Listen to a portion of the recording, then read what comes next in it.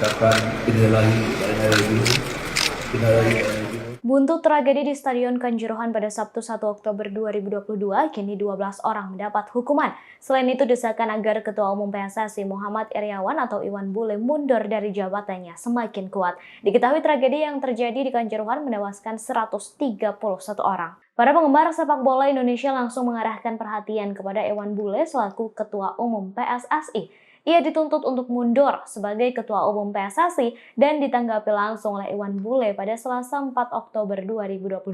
Iwan Bule menegaskan dirinya tak akan mundur dari jabatannya sebagai Ketua Umum PSSI. Ketua Umum PSSI itu mengatakan dirinya memiliki alasan tersendiri soal menolak mundur dari jabatannya. Ia menganggap pertanggungjawabannya atas tragedi ini bukanlah mundur dari PSSI, melainkan mengawal langsung kasus ini hingga tuntas. Setelahnya ia menitipkan salam untuk warganet yang terus mendesaknya mundur.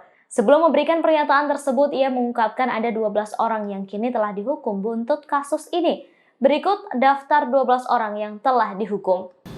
Danyon atas nama AKBP Agus Waluyaisika, kemudian Danki AKP Has Darman, kemudian Danton Aibtu Solikin, Aibtu M Samsul, kemudian Aibtu Ari Dianto, kemudian Danki atas nama AKP Untung, kemudian Danton atas nama AKP Danang, kemudian Danton lagi atas nama AKP Nanang, kemudian Danton atas nama Aibtu Budi.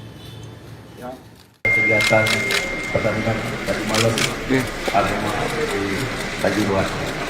Kami sudah melakukan langkah. Hari ini tim dari PSSI, DLIB ada di Malang untuk melakukan investigasi tentang pelaksanaan pertandingan yang kemarin dilakukan oleh panitia lokal oleh LCM. Namun kami langsung mengambil langkah. Yang pertama adalah sudah dipastikan Arema tidak boleh lagi bermain di Stadion Pemesa di Kanjuruhan selama musim ini berlangsung. Kemudian 1 minggu ke depan bahkan sementara liga dihentikan. Kita menunggu hasil proses investigasi yang kita lakukan nanti. Mohon doanya semoga tim kita bisa berjalan dengan cepat, tuntas dan menghasilkan apa yang terjadi sebenarnya di lapangan. Terima kasih.